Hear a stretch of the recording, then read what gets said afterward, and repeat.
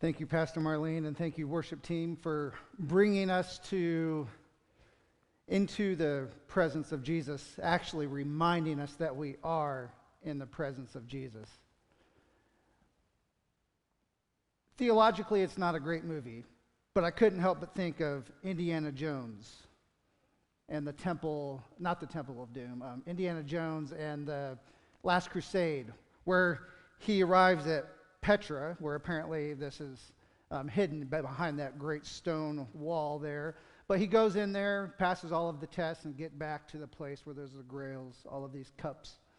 And, is looking for the cup that would be the one, and chooses the one that looks like it's made by a carpenter, the simple-looking cup.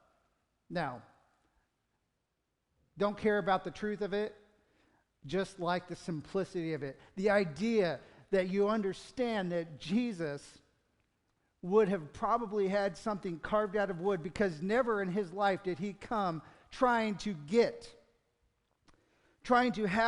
obtain, showing his mighty kingliness.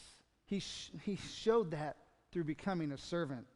1 Corinthians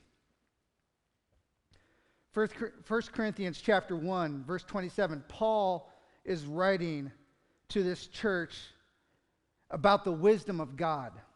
And I love this text, just pulled out from a great passage about how God uses the wisdom of God as foolishness to the world. But verse 27 says, "But God has chosen the foolish things of the world to put to shame the wise.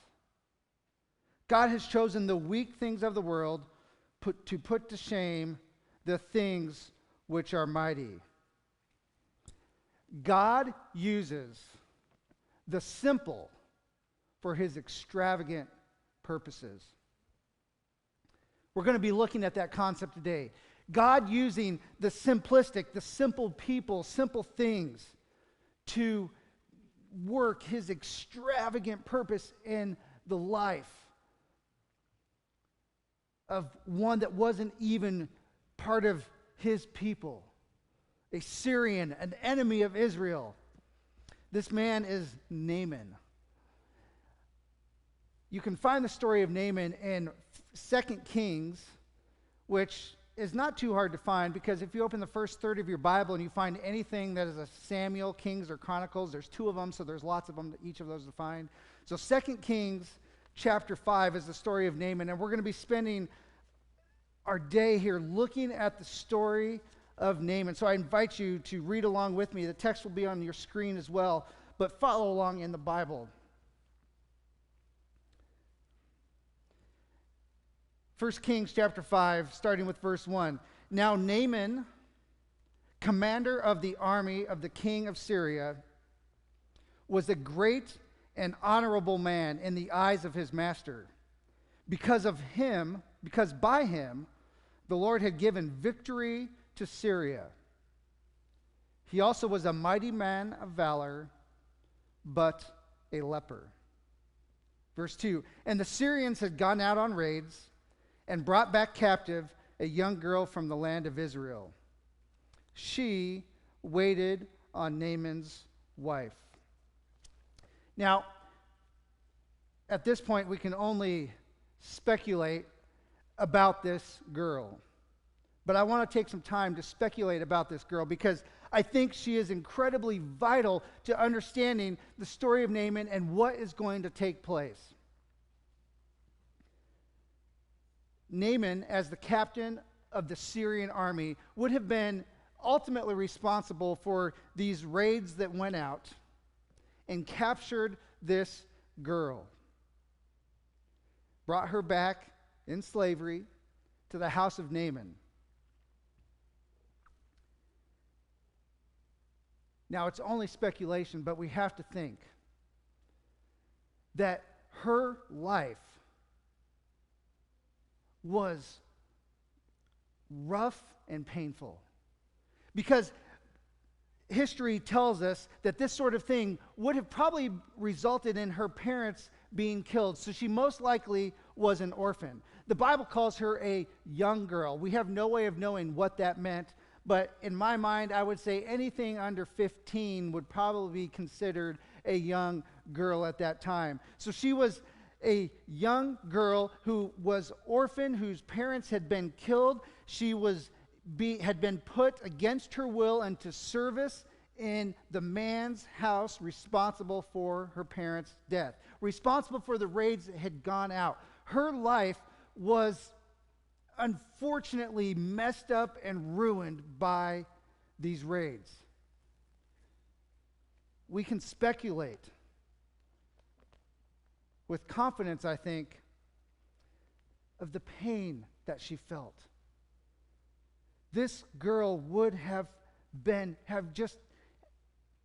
had an awful life. Her pain was real. Her being put into this place against her will was real and was a fact in her life.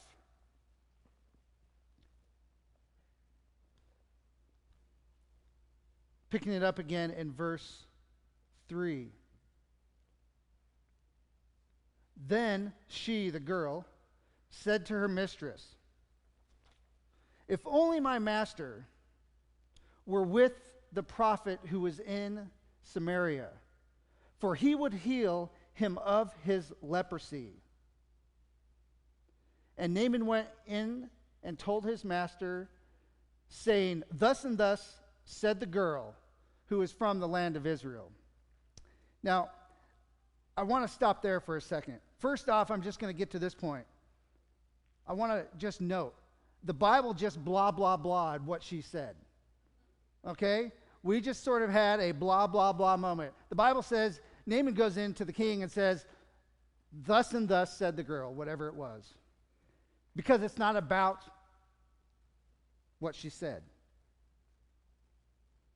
But I want to notice this. So here we have Naaman, this girl, serving Naaman in the house, whose family has been killed, who's been pulled away. But yet she is serving Naaman's wife with love and compassion. Her life had been built on a foundation of knowledge of God. She, being from Israel, had been built, probably instructed by her parents, had been given the ways of God and knew what it was to serve, knew what it was to be a representative of God, even in the circumstances that no one would wish on anyone. She was living out already the words that Jesus would speak in Matthew. You've heard it said, "Love your neighbor, hate your enemies." I say, love your enemies. Do good to those who persecute you. Do good to those who put you into servitude. This young girl had been infused with the knowledge of the love of God to such a place that in this moment when we all would say you have a right to go out and seek revenge, she did not seek revenge against Naaman. She sought to give Naaman the love of God. So here she is, in a place where she could pursue revenge. If you want to read a story of revenge, read the story of Samson. Samson is what revenge is about. If this girl had gone in and said, "I am so glad that Naaman has leprosy, because after a while I will see his decaying and digits laying across the yard. He will be down 10 fingers, he will be down 10 toes, and maybe even his arms will begin to fall off. I can't wait to see him suffer." That would have been understandable. But she, built on this foundation of love of God, of understanding what God's purpose was, she spoke hope into Naaman. She spoke hope into those who were persecuting her. She spoke hope into the life of Naaman.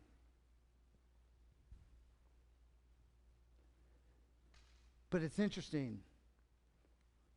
This hope that she spoke of, The hope that she was giving to Naaman wasn't based on evidence.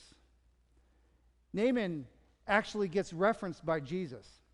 In Luke chapter 24, got that backwards. In Luke chapter 4, verse 27, Jesus is preaching in the synagogue on one Sabbath. This is the first sermon he's given in the account of Luke after he comes out of the desert having been tempted. So it's early in his ministry. He's up on a hill teaching in a synagogue and is going through giving these prophecies. He's actually in Nazareth preaching these things. And he's giving all these things, and he mentions Naaman. He says, and many lepers were in Israel in the time of Elisha the prophet, and none of them was cleansed except Naaman the Syrian. Now, don't miss this point. The girl, this young girl who is speaking hope into Naaman, is not speaking based on, well, here's what I've seen God do. I've seen God heal leprosy in the past. I know he can do it. No, she is walking by faith, not by sight. She is walking with the understanding that this is what God has said he can do. And I'm going to believe it. She has been built on a foundation of love and knowledge of God that can speak hope into her captor instead of curses and suffering. Instead of revenge, she can speak in this hope into Naaman based on faith, because with all of the other lepers that had been in the area, none had been healed. Jesus says none were healed in Israel. This girl had never seen a healed leper, but yet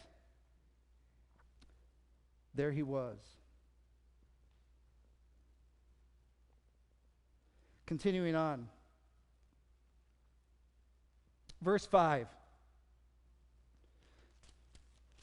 The king of Syria said, this is after Naaman has gone in and talked to his master, the king. The king of Syria said, go now, and I will send a letter to the king of Israel. So he departed and took with him 10 talents of silver, 6,000 shekels of gold, 10 changes of clothing. Then he brought the letter to the king of Israel, which said, now be advised, when this letter comes to you, that I have sent Naaman my servant, to you, that you may heal him of his leprosy. And it happened, when the king of Israel read the letter, that he tore his clothes and said, am I God to kill and make alive? This man sends a man to me to heal him of leprosy? I imagine he goes off into a corner when he says this next phrase. Therefore, please consider, think about, and see how he seeks to quarrel with me. Now, don't think, I got in quarrels with my sisters, okay? That's a quarrel. This, I may quarrel with my wife occasionally. It may happen. I may quarrel with somebody. That's a quarrel. This king is thinking, this man has come to wage war. Okay, this is a serious quarrel this man is picking. Because here you see, we're starting to see that even though Naaman has this message of hope that has been given to him by one of his enemies. It's been given to him by an enemy. He goes to the king, and the king says, well, let's send you off to the king of Israel. That's got to be the way to go. In the world, power speaks to power.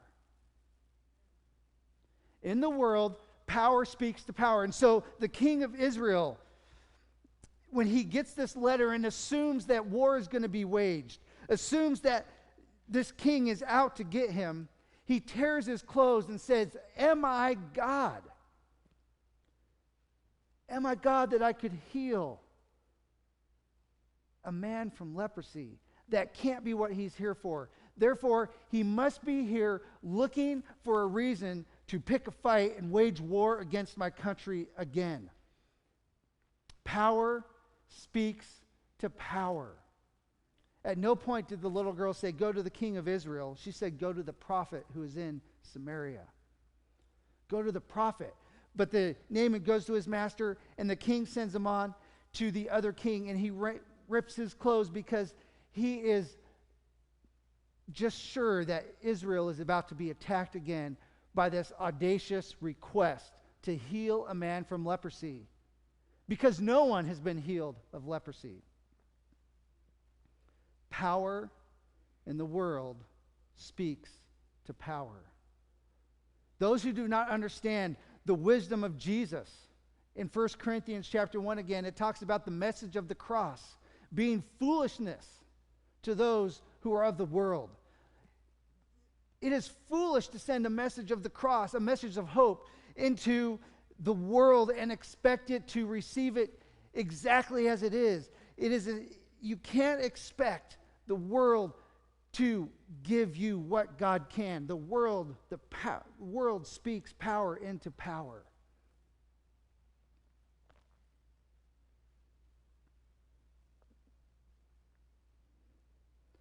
The story goes on, and Elisha the prophet hears about what's happened to Naaman. He sends a messenger telling the king, hey, send Naaman my way. Send him over to me, and we'll see what we can do. So Naaman loads up his caravan, his entourage, his buggies and wagons and chariots, carrying all of these huge gifts, 10,000 talents of silver and 6,000 shekels of gold. In our terms, that's a lot of bling, okay? It's a lot of money.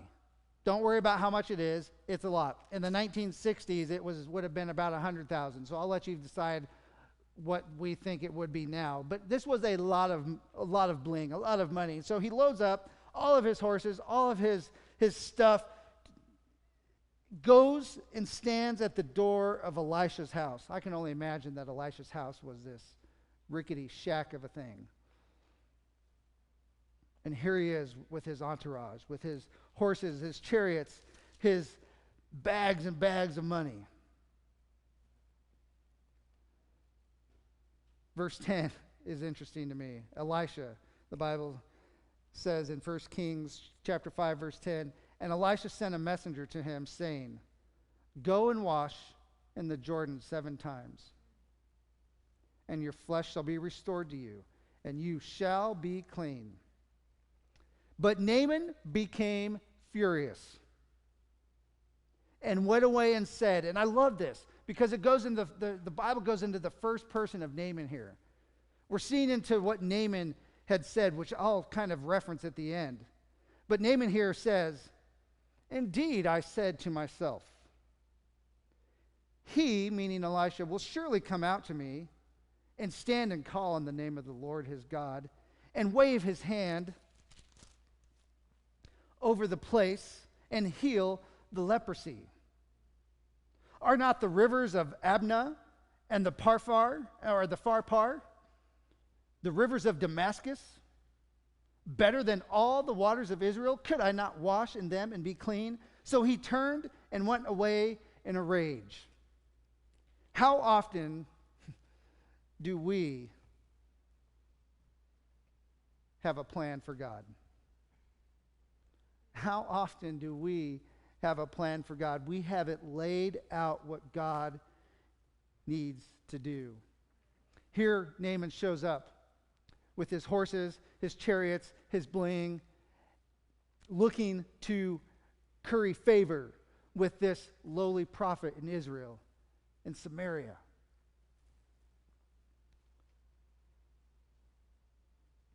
He has a plan of what he thinks is going to happen.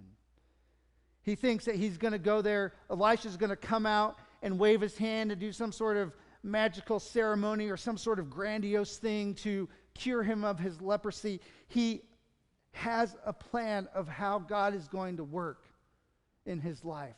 How often do we have plans about how God is going to work in our lives? Friends, if you believe that God is going to work in a certain way, and he does not, you often will go away in a rage. If you ascribe to God the things that he should do, and he does not do them, you will go away saddened. You will go away discouraged, depressed, angry that God is not operating the way you think it is, because in what you can see, you've got this perfect plan. You have got the way that God needs to operate.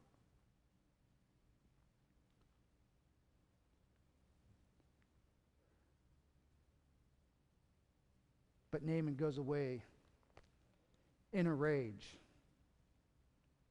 Naaman goes away in a rage because the story that he has built up for himself is not happening. The story that he's built up about what's going to happen, about how God is going to work, does not happen. So verse 13. And his servants came near and spoke to him and said, "My father, if the prophet had told you to do something great, would you not have done it? How much more then when he says to you, 'Wash and be clean'?" It's in this verse that we begin to notice a pattern. It's in this verse that we begin to notice a pattern.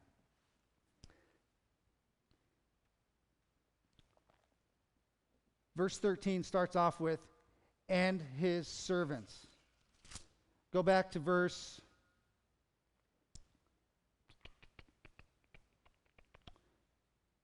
10.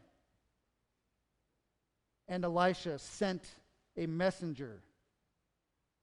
Go back to verse 3.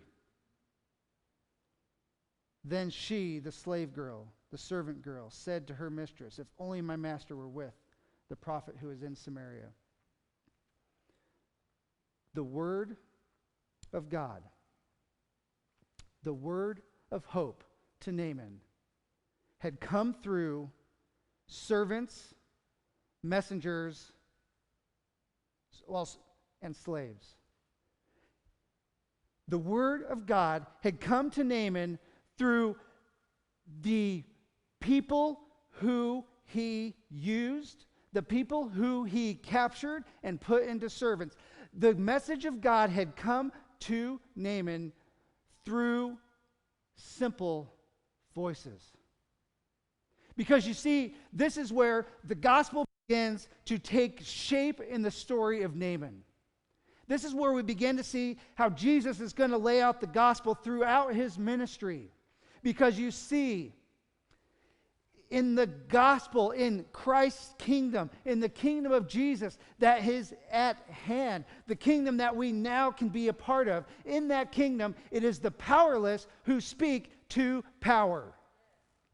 It is the powerless who speak life with the power of God. It is the powerless who speak to the powerful. Naaman was looking for the king to come to him. When Elisha sends a messenger, he must have felt like he was being shunned away and turned away, this great man who could in fact wage war, who could in fact come in and destroy Samaria and blast it to smithereens. Here he is being treated, sent off from the king that's supposed to help him, sent to this humble door, and met at this humble door by a lowly messenger. All because he had listened to the slave girl in his house, the servant girl in his house that served his wife when she had said, "Thus and thus." Because you see, when he talks to the king, the Bible doesn't record what Naaman says to the king. It records that she was his enemy. "Thus and thus says the girl who is from Israel." Here's what this girl who is my enemy, why is my enemy giving me these things? It is because the powerless in the gospel speak life into the powerful.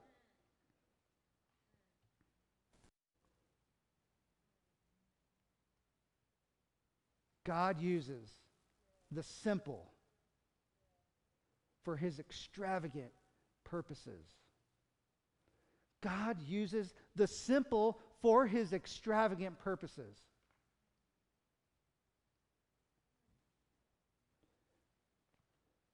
a simple slave girl speaking life into Naaman. A simple shepherd boy slays a giant. Three simple captives in Babylon stand in the face of a fiery furnace. A simple woman gives the news of the resurrection of Jesus.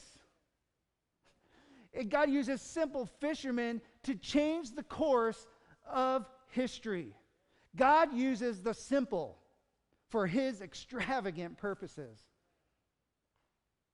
This is the gospel of Jesus that we see infused into this story of Naaman.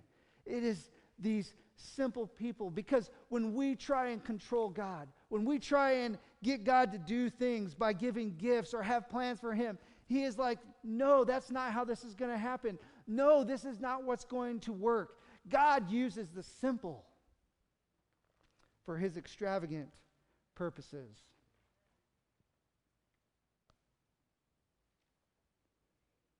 The word of life, spoken by the powerless, had brought power of God into the life of the powerful. Continuing on, Naaman goes and washes, dips 7 times in that dirty creek, comes up clean with skin like a baby.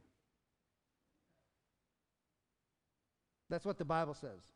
His flesh was restored like the flesh of a little child. So I just want to point this out. This man may have had the best life, because when he was 80, he probably looked 14. I'm thinking this guy has got the best skincare option in the world, something that I would partake of myself. Love to have that little skin of a child, fresh and vibrant. Oh my goodness. And I'm not even to the bad part of my life yet. I know, what's the bad part? The bad part is always the next 5 years ahead of you. It's kind of how I'm learning it. So he goes, he washes, he's cleansed, and not only that is his skin cleansed, he is converted in that moment. He is converted in that moment. He goes back and he speaks to Elisha, and Elisha talks with him, and he offers him all this bling that he's brought, all this gold and silver and clothes. He's like, please take it. Elijah's like, no.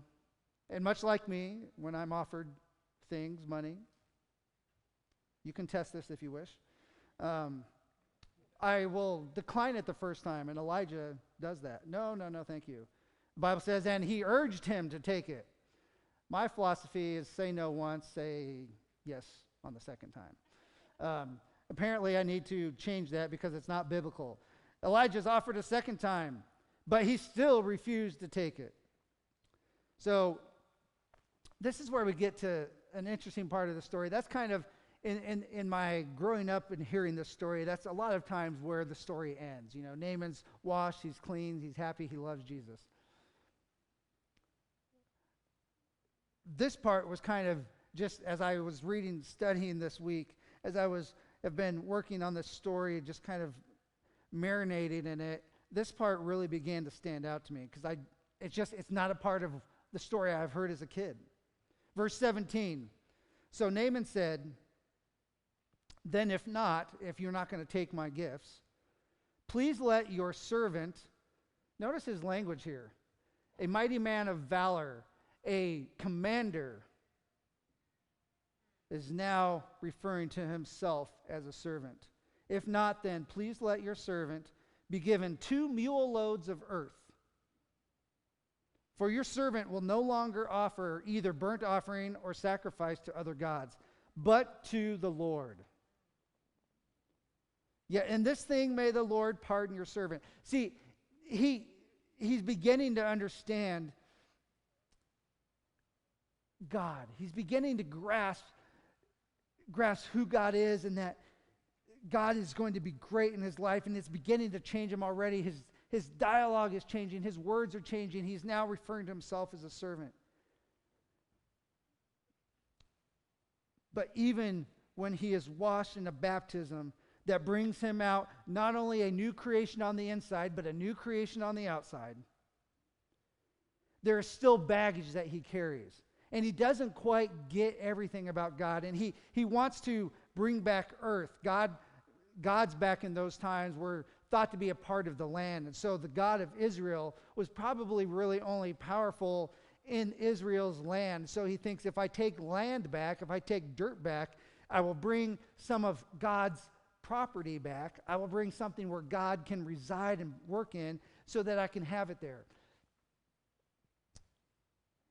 Still struggling to totally understand the gospel. But he goes on. Yet in this thing may the Lord pardon your servant. When my master goes into the temple of Rimmon to worship there, and he leans on my hand, and I bow down in the temple of Rimmon. When I bow down in the temple of Rimmon, may the Lord please pardon your servant in this thing. While he doesn't get it exactly, while there is still growth to be had, which I think, speaking to the Adventists, those who have certainly grown up Adventist, we can learn a lot about spreading the gospel right here. I will let you filter through that and work that out in your own mind. But notice here, when Naaman is changed, he longs to take the gospel with him. When we experience God's work in our hearts, when we experience God's work in our life, the gospel will go with us. When we have experienced that change of our heart, we will want to take the gospel with us wherever we go.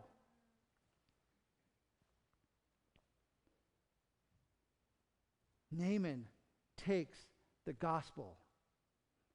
And you remember that part of the story where Naaman speaks in the first person in this. I believe that's because, much like the story of Jonah that we talked about last week, the story of Naaman kind of just ends, and we never get fulfillment of seeing what happened and what he probably did to bring the gospel into the land of Syria. We're not told, but the mere fact that he is referenced in the book of Kings of speaking what he thought in his own mind, to me says that he probably shared what he was thinking at some point in his own heart. He shared his story. The gospel went with him. The gospel of Christ went with Naaman as he went back to his land. Friends, when we are changed, when we've had that experience, when we've had the experience of meeting Jesus, it is not something that we can keep quiet about. This is that simple word spoken by a servant. This is that simple word spoken by a messenger. Do not ever underestimate what God can do with a simple word. Do not underestimate what God can do with your testimony infused with his power in the life of another. God uses the simple for his extravagant purposes.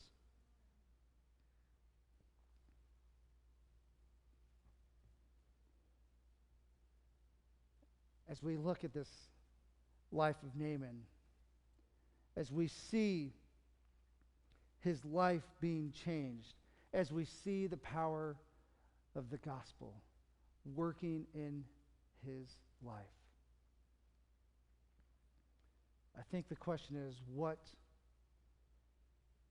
mighty things are out there that need your simple word?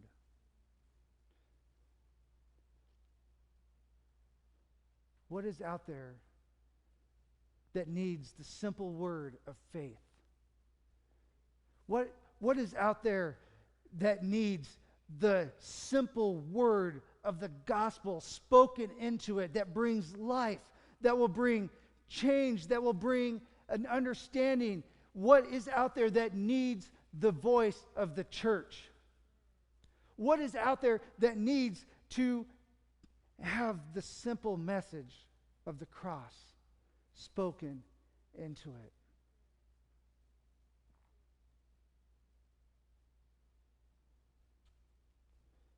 Friends, I hope and pray that we as Christians will speak this simple word.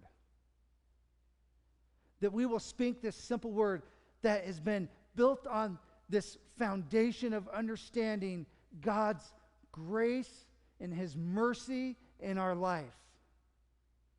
You do not have to be grand. You do not have to be spectacular. You do not have to be powerful to share the love of Jesus. You just have to be willing. I challenge you today, where is a relationship? Where is a moment in time that you can speak the simple word of God's grace and love into the life of another? Gracepoint, Gracepoint family, Gracepoint acquaintances, those who maybe are watching that have never really even heard anything about Gracepoint other than finding our YouTube channel. We long to be a church that speaks the simple word. We long to be a church that speaks the simple word of grace and truth into the life of those who need it. Pray with me. Father God, we come before you today reminded that it is the simple things. It is the simple things that you will use to spread your love. Lord, may we have the courage to just speak. May we have the courage to share your love with others. May we have the courage to stand in the face of fire.